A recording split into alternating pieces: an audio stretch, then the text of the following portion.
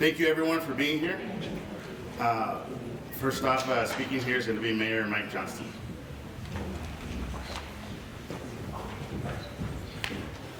Thank you all so much for being here. Thank you to all the partners and providers and allies who work in this space every day who are here. I'm delighted to say a couple of comments and turn it over to DA McCann and Chief Thomas, who do so much of the courageous work on this every day. We are here to talk about Human Trafficking Awareness Day, which we know is coming tomorrow, and we want to take this chance to do some education of the public about just what human trafficking means and just why it is such an urgent issue and all the things that we are doing and can do to help intervene. Oftentimes when folks hear of the phrase human trafficking, you think of a certain fact pattern, like maybe a child who's been abducted or taken and abducted into some sort of prostitution ring or scandal. That does exist. But what's important for people to know is that human trafficking has many faces, and it can show up in many places in many ways that we don't often expect. We know it happens sometimes to new immigrants who come to this country and are forced to try to pay back the cost of their travel through human trafficking. We know it can happen in relationships that start as consensual and a partner begins to abuse or take advantage of that partner and put them into places and situations that are abusive and illegal. We know it can happen with a college student who falls in with the wrong crowd or someone that they trust who abuses that trust and abuses that individual. And we know that it means people can get isolated from themselves, from their families or their friends. And the more isolated they get, the more at risk they become. And so one of the reasons why we want to raise awareness about this practice is the best way to stop it is for every Denverite to know how to look for it and to know how to intervene before it gets out of control. And so that is why today we want to make sure and spread the message of awareness about this practice, talk about all the things that we're doing that we can help do to intervene and prevent it, and what everyday residents can do to keep an eye out for folks who are at risk. I'll just say that according to the Human Trafficking Hotline, there were more than 9,600 trafficking incidents were identified in the last year, and more than 17,000 victims of human trafficking. So this is a very real crime with very profound and lasting trauma for individuals who survive it.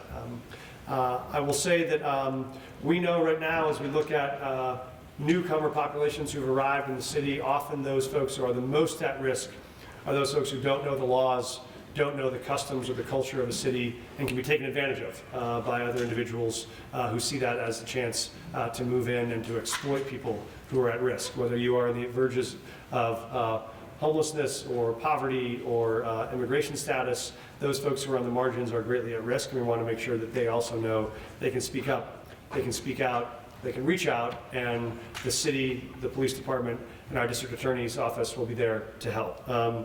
Before I introduce our district attorney, Beth McCann, I just want to say a couple things in Spanish for folks who are Spanish speakers who are listening. Gracias por la gente que está hablando español, que están escuchando hoy este anuncio. Es muy importante que cuando hablamos del problema de human trafficking, sabemos que en este momento hay personas que van a probar a usar para hacer cosas que no quieres hacer y no quieres hacer eso. Aquí en este país tenemos ayuda y puedes llamar a la policía y no vamos a decir nada a tu status o dónde llegaste o si todavía tienes status migratoria. No vamos a pedir nada de eso, solo vamos a ayudarle y a su familia, a sus amigos. Entonces, si tienes problemas o si ves algo que está pasando, por favor, llámanos, déjanos ayudarle, porque no queremos que nadie tenga que sufrir aquí en Colorado. Okay, with that, I'm delighted to turn it over. Actually, before I let you come up, Beth, I do want to take this moment of personal privilege to say DA McCann, I've gotten the chance to serve with her in many facets over her incredibly distinguished career. I think she embodies the role of a public servant, both as our former manager of safety here in the city, as a state legislator, now as our district attorney. She has been committed to delivering and protecting justice for all of our residents through an incredible career, doing it in a way that is both fair and even-handed, that is compassionate, that's thoughtful, and that's committed. They said about Abraham Lincoln that he was equal parts velvet and steel. I think you too, Beth, match that standing, where you have been firm in all the times we need you to be, and have been compassionate and thoughtful all the times that folks need you to be. We couldn't be more grateful for your service to the city and the state. It's my honor to introduce our district attorney, Beth McCann.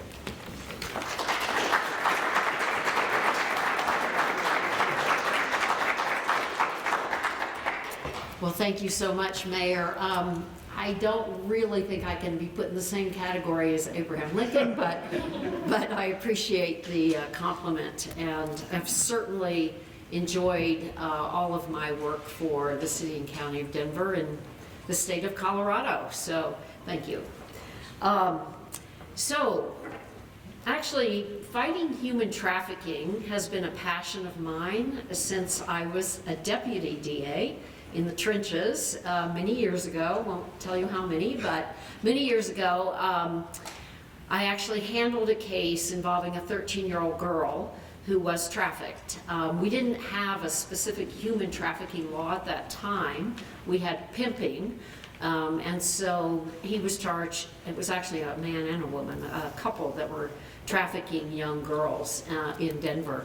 And he was charged, and we tried the cases, and it just brought my attention to this deep underworld that many of us don't really know exists in Denver.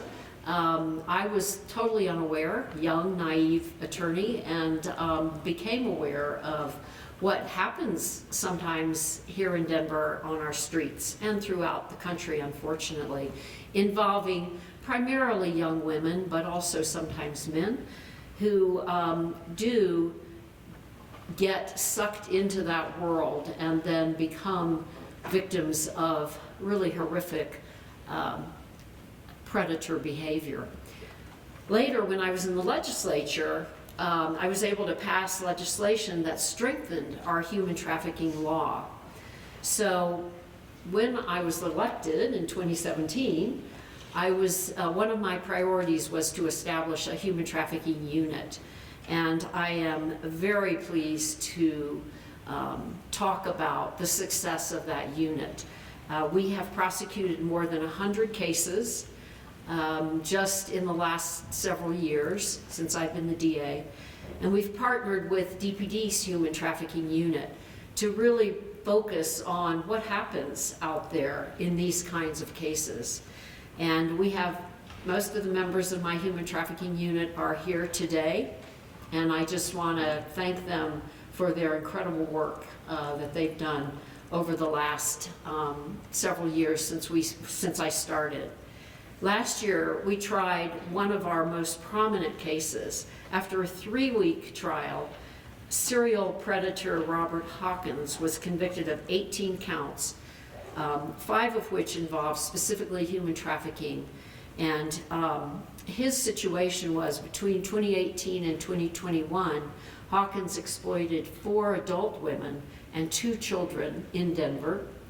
He was preying on their vulnerabilities, which is very typical for human traffickers. He used physical violence, and he used a lot of threats to keep these victims under his control. And the thing that's really so frustrating is that these people then gain financially from using the bodies of others. So really they're preying on young people, vulnerable people. They're really predators, and they profit from this business. In June, Hawkins received what I believe to be the longest sentence ever given to a human trafficker, certainly in this area, which I hope sends a message to people in our community that this crime will not be tolerated, and it will be prosecuted to the maximum, and people will pay a significant price if they are involved in human trafficking. We are fortunate in Denver that we have a great collaboration between our law enforcement community, our Denver Police Department, but also our federal agents that work with us in Homeland Security, ATF, the FBI. We all work together to solve this horrific crime. And we also have great partners with our treatment providers. In our office, we obtained with DPD a grant that also involves the Asian Pacific Development Corporation. So we have a partner that can help the victims of human trafficking, because this is really a need in our community. So we are able to work together with community partners, our law enforcement partners, to make sure that we are ever vigilant about this crime and that it will be prosecuted and that victims will be supported. So I know we have a number of people here who are involved in the victim community, and I appreciate their participation with us today. Thank you all, and as the mayor mentioned, we do have a vulnerable population specifically right now in our community, and that is the immigrant population. So we are also ever vigilant about that population we have. I know that DPD has worked in the shelters and making sure people know that this is not okay. So I'm very thankful of that, and we also are very lucky to have a police chief who believes in this effort and who supports it fully. So it's my honor to introduce our Denver Police Chief, Ron Thomas.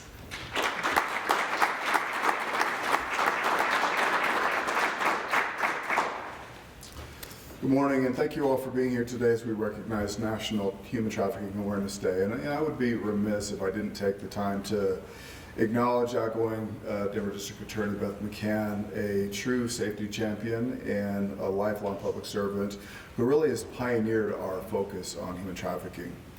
So in partnership with the Denver DA's office, the Denver Police Department takes human trafficking very seriously. This is a complex crime and similar to domestic violence can often involve feelings of love by the victim, control by the trafficker, and this is why we have a dedicated team that specializes in investigating these types of incidents, working closely with the District Attorney's Office and community advocates to ensure safe outcomes for survivors while holding traffickers accountable. Now, the community also has a role in preventing human trafficking by reporting suspicious activity in your neighborhoods, such as a house or apartment that has an unusual number of visitors throughout the day. Also, if you're aware of something that seems ominous or suspicious, please report it. An example could be an apparent relationship with a partner does not allow them to have contact with loved ones, keeps their identifying documents, maybe even their phone, controls what they wear, or constantly is moving them from location to location. Runaways are also incredibly vulnerable and at risk for being trafficked, so it's important to talk to children about the dangers of running away and trusting strangers. As was mentioned, those who are not U.S. citizens are at risk of being targeted as well. Traffickers will promise work and or housing, not pay, and then make threats to turn the victims in to police due to their immigration status. Now I want to reiterate what Mayor Johnston said so eloquently in Spanish, and that is that the Denver Police Department does not ask about immigration status. We're here to help all those who are in our city. We've been taking the time to provide outreach to all of our migrant shelters, educating about human trafficking in Spanish. I also want to take a moment to address those who solicit sex. This is not a victimless crime. The persons performing the act most often don't want to, and they often don't get to keep the money. I also want everyone to be aware that we conduct enforcement operations aimed at those soliciting for sex, which leads to arrest. To close, I want to thank those who are helping us combat this terrible crime and ask the community to be vigilant and report it to us or the Laboratory to Combat Human Trafficking at 866-455-5075. And that concludes our official program, and open for any questions.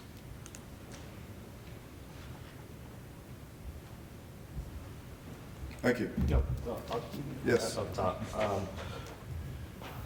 What have you seen progress-wise from the Denver Police, not only this past year, but are you looking forward to in order to be able to stop human trafficking? You know, I think what we're seeing progress in is community trusting in the police department, whether we're talking about people that are just vulnerable, children, even I'm most proud, I think, of our engagement interaction with the migrant population, understanding how vulnerable they are to being trafficked and to being targeted for crime, and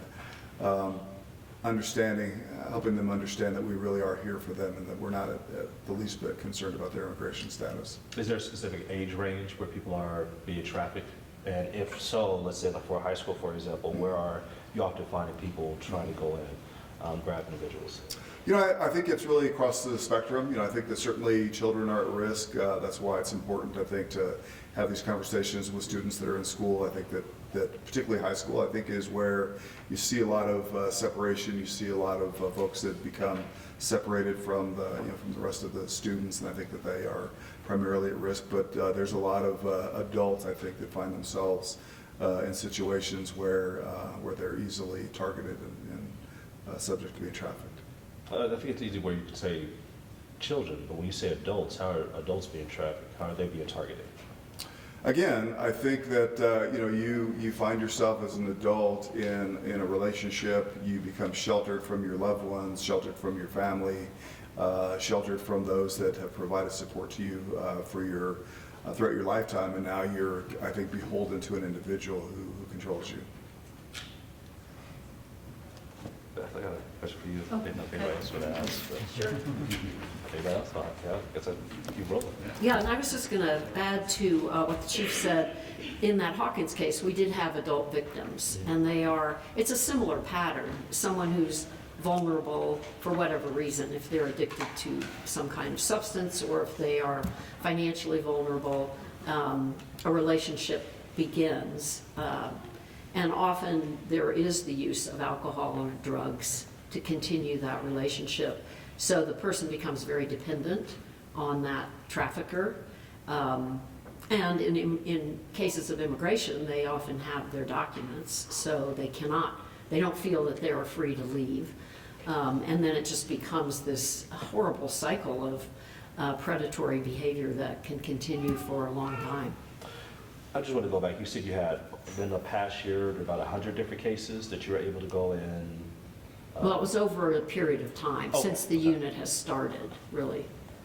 Okay. So, Not only from a trafficking side, I was able to go on a personal level. I did some work in Mexico City where I was able to help out some individuals who were being trafficked through I Empathize. When I was speaking to the girls after they were recovered, they still had a mental side where they were still, for better or worse word, jacked up. I mean, again, better or worse words. What things are being done from a mental perspective to be able to help them to have a healthy way back into the overall society? that's a great question, and thank you for recognizing that the impact of human trafficking, even when it has been stopped, continues. It's really a lifelong, I think, effort on the part of some of the victims to free themselves from all of that trauma. And actually, there are people here who are probably best suited to talk about that. We have, I believe, a number of victims of human trafficking here in the audience. And Janelle probably could address some of these if she may want to come up and talk to you afterwards, or some of our victim representatives. But I know from our work that we work very closely with community partners to try to make sure that these victims that we have in our cases do get services and do get counseling and help finding housing. I don't know if you saw recently there, and maybe she's in the audience, but there is a woman that is opening up some temporary shelters for human trafficking survivors. You may want to talk with her if she's here. And that kind of, wrap around, taking those victims under your wing and helping them just begin to re-enter society without that fear and trauma all the time. It's a long process. It doesn't happen overnight. And I think in my office, we are very conscious of the need for making sure that the victims don't get forgotten in this whole process of prosecution. And we have in my office the Denver Anti-Trafficking Alliance, which has the flyer here, the banner, and our director is here, Megan, and she may also want to talk about later about what kinds of things that we do when we reach out to our community partners and try to make sure that the victims are supported as well as that there's an aggressive prosecution. What would you say are the hot spots where you can see trafficking? Some would say it could be the intersection of like I-25 and I-70, different places like that, truck stops. Is there any hotspots or anything that people should be aware of? Well, in my opinion, there aren't really necessarily hot spots. We do have, there's a terrific organization called Truckers Against Trafficking, and they have a whole outreach effort with truckers about what to look for.